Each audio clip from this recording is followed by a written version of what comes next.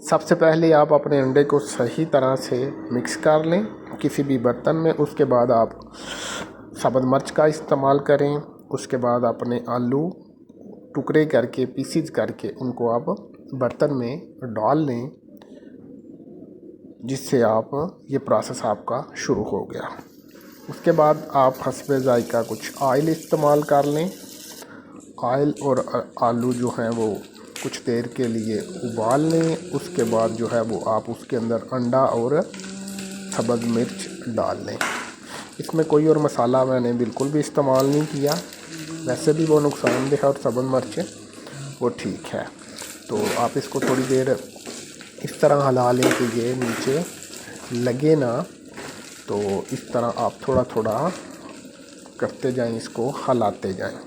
उसके बाद आप इसको कुछ देर के लिए ढाँप दें ताकि ये अंदर भाप पैदा होगी, तो ये इसके साथ आपके आलू मज़ीद नरम हो जाएंगे।